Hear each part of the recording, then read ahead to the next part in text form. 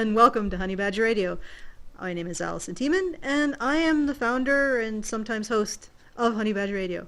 I am with Hannah Wallen, the host of oh goodness, I'm going to screw this up, HBR Talk, our Thursday show at 7:30 p.m. Eastern. So if you want to go see it at any point during this little intro, please direct your mouse to the low bar and click the link to our streaming channel.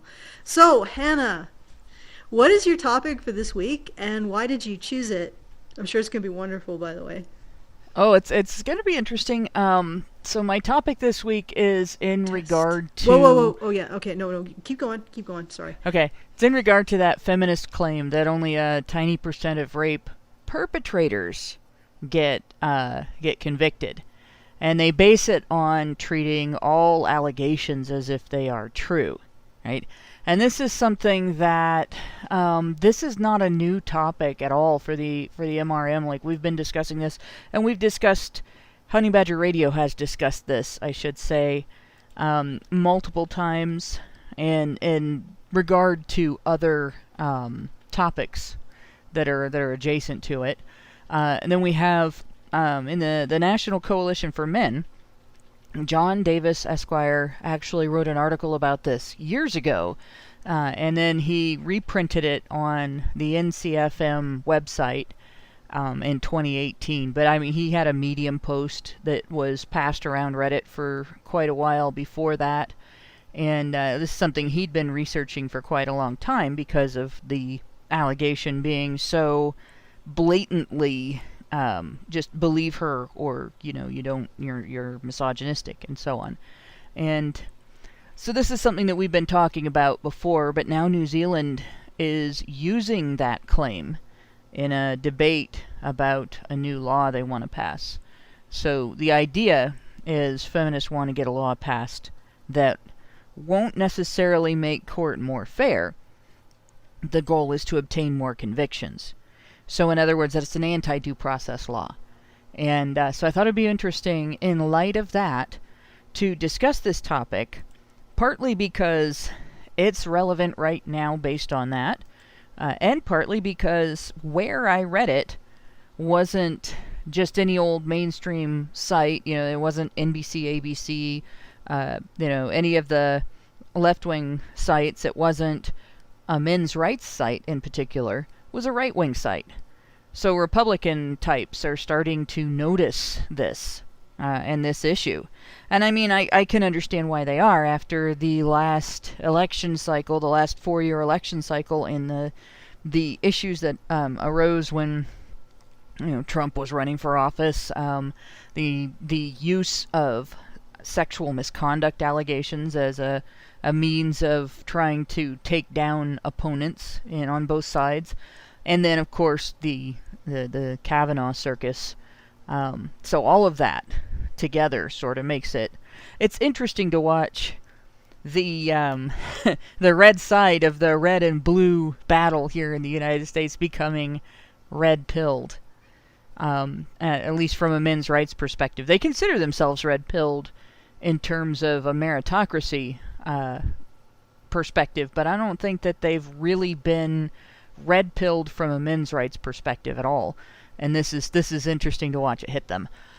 So I thought it would be good to have a nice Honey Badger discussion on that. And, yeah, definitely. We'll see what we can get out of it. Well, one thing that comes to mind is that they're not just talking about accusations. When they say that only like 2% of rapists are convicted, well, there's a few games that they're playing with the numbers.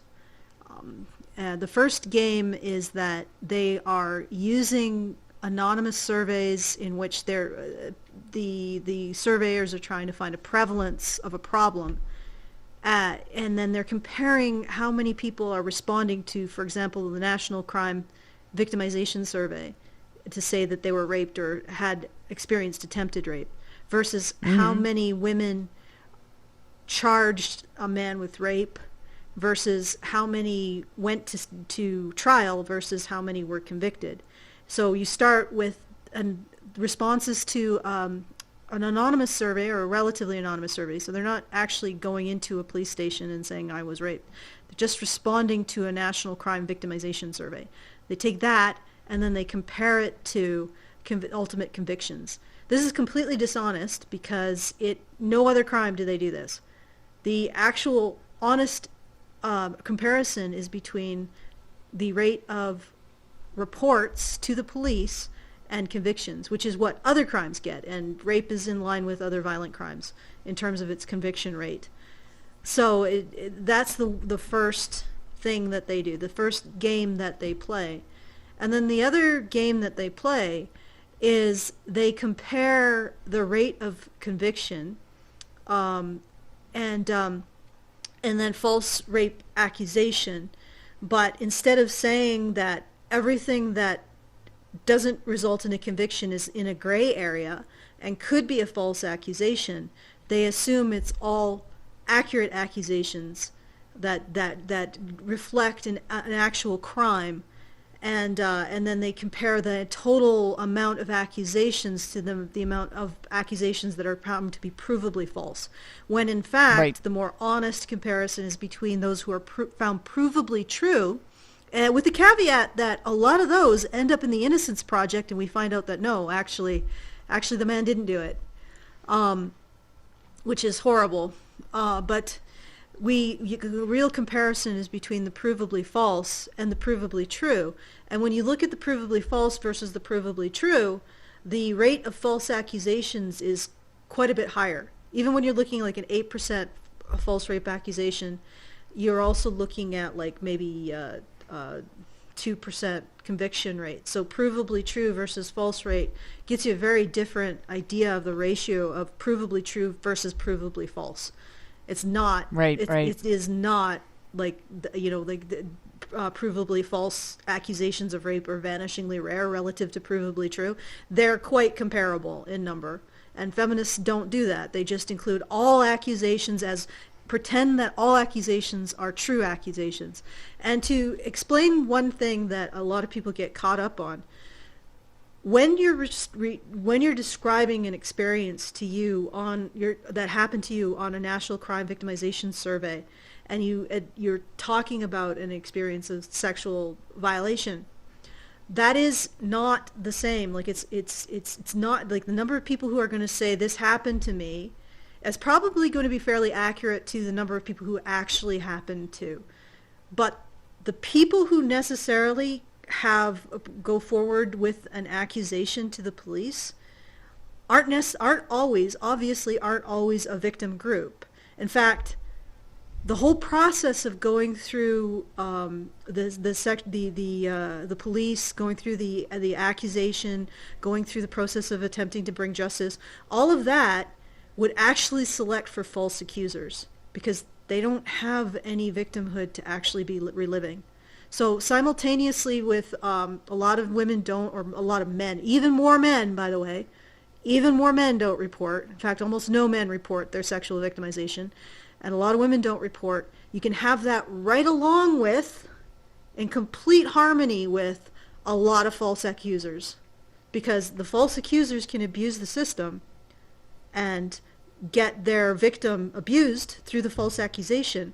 They're not going to experience any trauma because they didn't experience the sexual assault in the first place.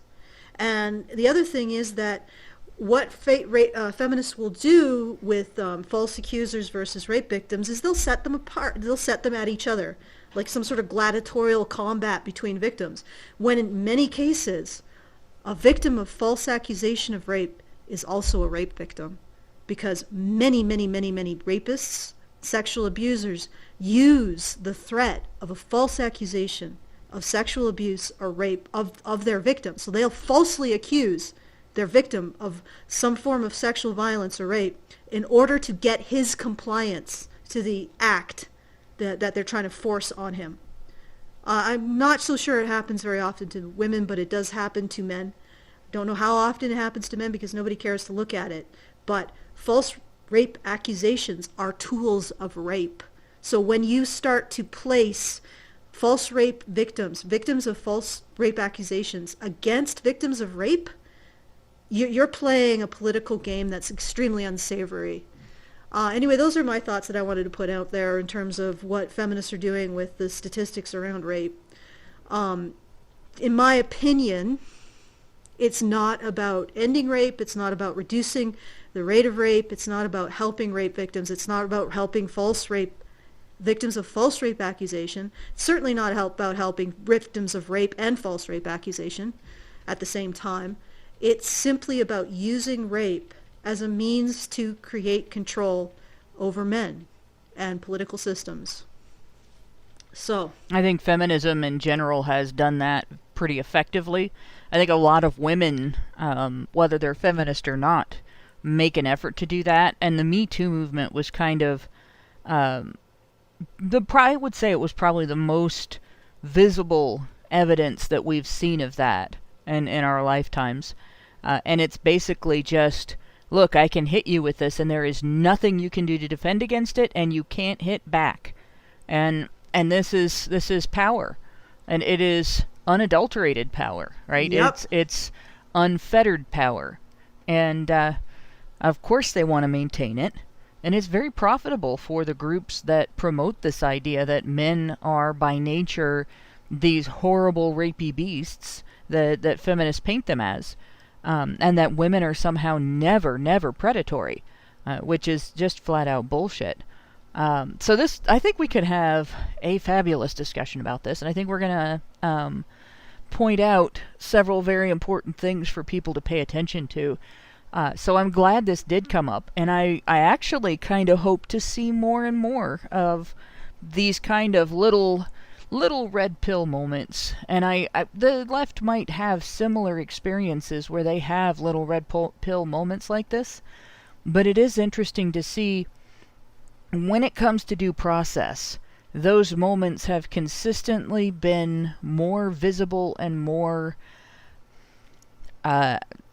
heated, I guess you could say, on the right. Well, Because the left is more hypocritical when it comes to if you use allegations of sexual misconduct as an attack, they're more hypocritical on whether or not evidence matters in terms of determining the validity of the accusation. Well, what calls itself the left now? Because I don't think they're progressive. I don't think they're classical liberals. I don't really think they embody the kind of open-mindedness of spirit and wealth of spirit that people who truly advocate for the dignity of all people have. Well, I would just say liberalism and the left are not the same thing, but progressive, that's been the same thing. And there's been progressive Republicans and progressive Democrats, but the term progressive has meant the same thing for a century. People think the early 20th century progressives were different from today's progressives, but they weren't. They were communists. They just didn't call themselves that. They just want to progress to a particular form of economy that's been tried. It was tried by the late Roman Empire. It was tried by the late Bronze Age Empire. It's tried by pretty much every late empire as a Hail Mary before the end. So, okay, that's a little bit far off field. I just wanted to add one last thing about the narrative around rape. It's a very powerful one, and the reason why is because it's so abhorrent to almost every human being.